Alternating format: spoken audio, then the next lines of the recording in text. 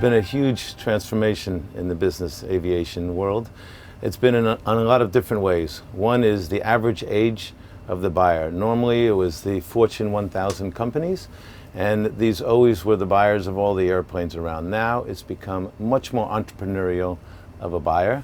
There have been individuals who have started companies in 1, 2, 3 years old, and these companies have become the buyers of the airplanes. Second of all, people always started earlier with smaller airplanes and slowly, gradually grew up to a mid-size airplane, a large airplane, and then an ultra-long-range airplane.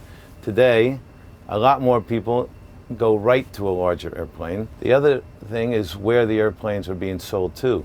In 1975, 1980, 80% of the jets were going to America, and about 15 to 18% were in Europe, and the rest were the rest of the world, 2 or 3%. Today, America is about 55%, Europe is about 20%, and then you have about 20-25% through the rest of the world. I think the major trends are in the US. It's such a big country, so there's a lot of intercontinent travel. With the Europeans, there's a lot more long distance to Asia or to the US. I think the same with the Asians. What you find with the Asians is that very often they will fly in with an airline and then they'll pick up a private jet in Europe.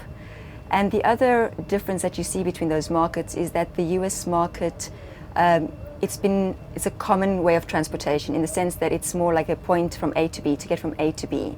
So they are less fussed about luxury. Whereas you find with the European market and the Asian market, they are more fussed about catering and the interior of the aircraft. It's a little bit more luxurious, I find. Je pense qu'il y a des nouveaux clients qui arrivent dans le marché de l'aviation privée. Avant, il y avait un grand gap entre l'aviation commerciale et l'aviation privée, et je pense qu'aujourd'hui, ce gap se rétrécit, et puis on essaie vraiment de proposer des solutions à la location qui sont des alternatives presque à la business ou à la first class de l'aviation commerciale. Il y a des nouvelles tentatives avec l'utilisation, disons, de la technologie pour mettre en relation, faire un peu du covoiturage, du co-jetage, si on peut dire, où le but est justement d'utiliser les avions privés un peu comme les avions commerciaux, donc de partager les avions entre plusieurs personnes, des sortes de shuttle entre des points qui sont des grands hubs. So no matter what somebody has, it's never exactly what somebody wants as far as a seller versus a buyer. So you always have to have some trade-offs. When you're a buyer, you want the best airplane and the best price, but then you have to change some of the interior configuration for your desired colors and layout.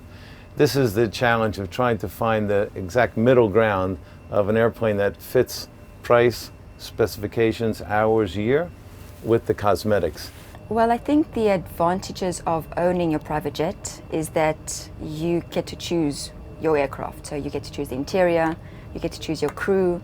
Whenever you go into the aircraft, you have the same faces. You have a lot more flexibility because you can just call on your crew and you can jump on your plane and you can go.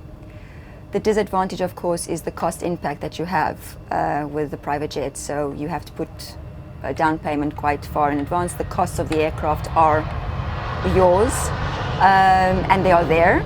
Whereas if you're chartering or sharing a jet, of course, it's ad hoc, so you pay as you go. The advantage of chartering a jet as well is that if you're flying from Paris to Nice and you are 2 people, you can choose to go with a smaller jet. Whereas if you have a nice bigger aircraft, whether you fly in the small haul or the longer haul, you kind of tend to go with your own aircraft. So I think that the cost impact with charter, there is a certain flexibility, there is a certain less of a burden on you. Je pense que les enjeux du secteur avec l'arrivée du digital, pour les utilisateurs, je pense que c'est vraiment une opportunité puisque ça leur permet d'avoir des accès différents à l'aviation, que ce soit sur le marché de la location, sur le marché de l'acquisition aussi, des outils différents qui leur permettent d'être plus en contrôle au fait de leurs dépenses.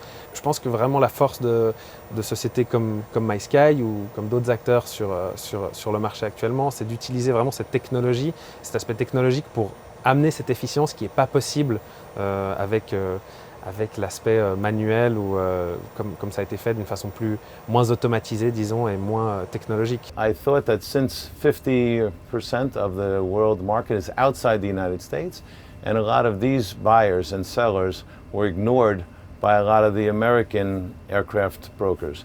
So we decided to open in London and try to get more face-to-face communication and interaction with these buyers and sellers, because we think that that kind of a personable relationship is much more important when we're talking about 20, 30 or 50 million euro airplanes. La Suisse souffre un petit peu, comparé à beaucoup de nouvelles juridictions, que ce soit Malte, l'île de Man ou des choses comme ça, qui proposent des structures vraiment compétitives et simples aussi pour les propriétaires. L'aviation d'affaires, je pense qu'il joue un rôle quand même majeur sur l'économie genevoise et pas forcément mise en avant, je pense, aujourd'hui dans la stratégie de l'aéroport de Genève.